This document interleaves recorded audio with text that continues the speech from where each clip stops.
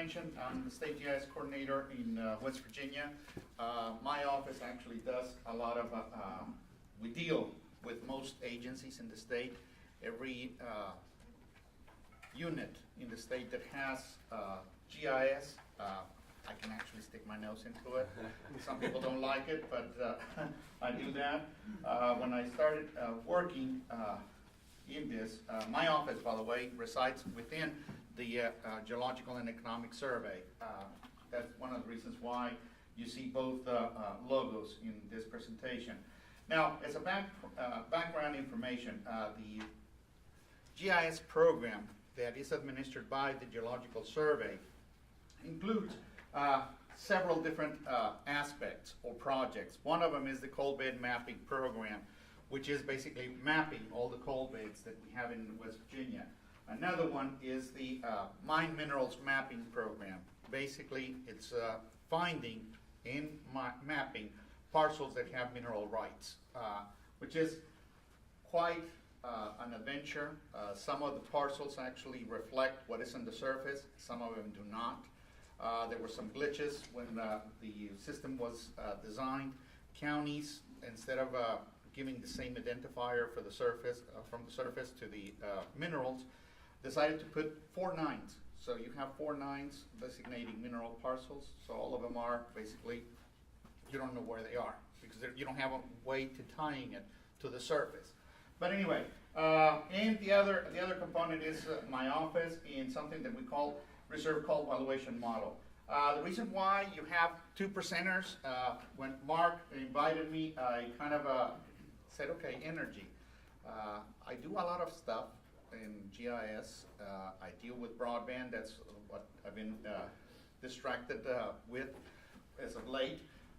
So I asked my colleague, Simental, to talk about what the Geological Survey does. She's the hands-on person, so you'll hear from her in a few minutes.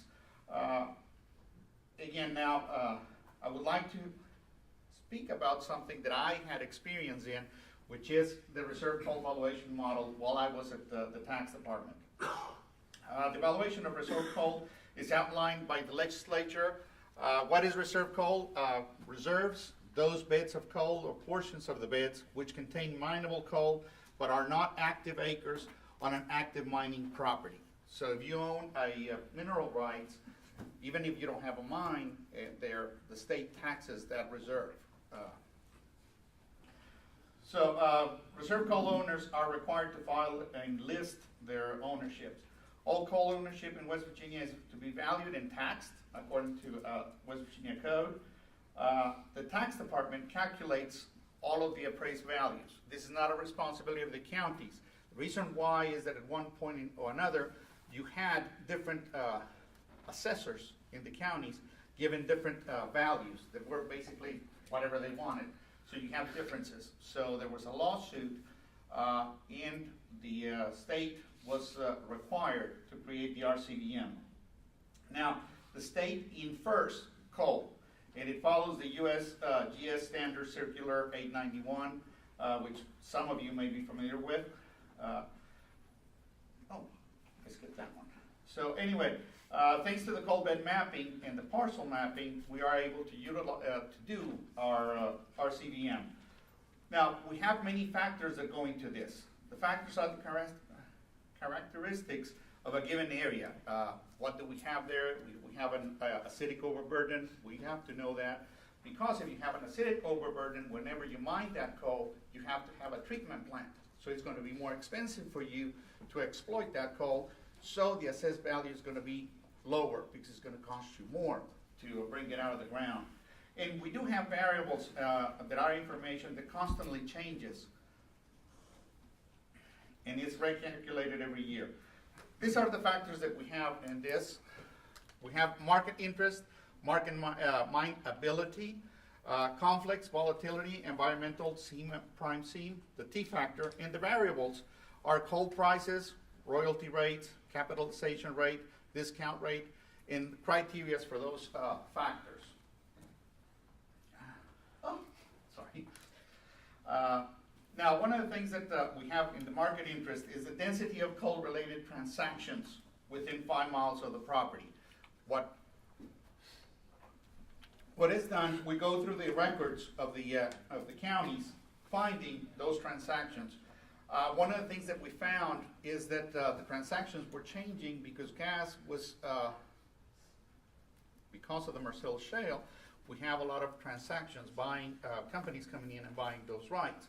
So it was skewing the results. So a decision was made to separate transactions that were exclusively coal and transactions that were exclusively gas. That in itself is a problem because some counties do the transactions in some way, so you have to basically make calls, and the clerks were always calling the counties on that. Market mineability, the density of mines, historical and current. The idea is if a mine is close to your property, chances are that it's going to be mined fairly quickly or in close, in the near future. Wells, the density of oil and gas wells on a property. Just to give you an example of this, there was a gentleman that had one well on one of his properties. In the adjacent properties, he had no wells whatsoever. What he did in order to lower his tax appraisal was to join all parcels. So now this parcel had a gas well. So, and the reason why it's a conflict, by rule, you have to go 300 feet around a gas well when you're mining. You have to go around it. You can't mine through it. Of course, we have volatility. Most of you will be familiar with this. Environmental factors reflects environmental restrictions, such as trout, streams, cemeteries, and so on. And we do acquire the data from a variety of sources. Then we have a concept that is called Prine Seen. The Prine Seen assignment is basically the thickest, previously mined, stratigraphically, the highest coal bed. This concept of previously mined was introduced after we found some Waynesburg coal seam that was being appraised very high, even though that is not a very good coal seam.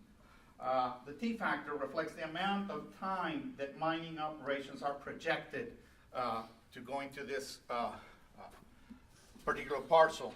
It goes from 20, 40, and 80 years. The result of the combination of all the other factors, basically we have transactions, plus the mines, plus the wells, plus the volatility, plus environmental, Prine Seen divided by 3, that gives us the time factor, which would be 20, 40, or 80. Royalty rates are calculated by our accountants, basically, dealing into all of the data that we receive on tax returns. Discount rate, the rate is used to calculate present value of coal property based on a time expected to be mined. Average coal prices also, we have to take that into account, discount rate. Now the factors, market interest, market mineability, use conflicts, wells, I spoke about that. We take all of the data. How do we create this model? In my mind, is one of the most complex, if not the most complex, models in state government in West Virginia because of the complexity and many factors that we have. We start with core drilling data that is basically analyzed at Geological and Economic Survey. We start with that. We have approximately 320,000, if I'm not mistaken, points that gives us thickness, elevation, and the type of coal that it's there. The key to our GIS analysis is to attribute properties of coal, have that information, the mineability, etc. Now here I put in the process that we have, which is basically classroom activity, if you will, in some cases. We do the raster with those 320,000 points, and of course we do it for the 93 seams that we have in West Virginia. Now we have we run a 3-mile buffer. Why? Because we follow what it's on Circular 891, which is a 3-mile around it. Here's something that we found after I finished my master's degree and I went to work for the tax department. I found that they had a software that I had never heard of. I had worked with ARC, Idrisi, ER Mapper, and ArcInfo. These guys were using MapInfo to me it was totally foreign concept. As I started working, I fell in love with MapInfo, and if someone here is from ESRI, I'm sorry.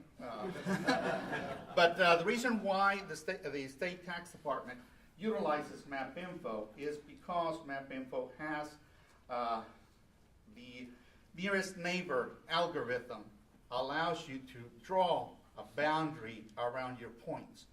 In ESRI products, you can, if you have 3 points, what you end up is with a triangle.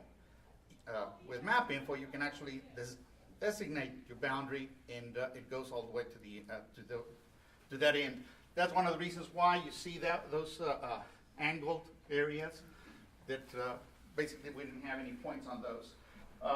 Anyway, of course, we create contours. We take out all the mined out areas. We calculate the BTUs depending on the reports that we have on the coal, the sulfur, the production.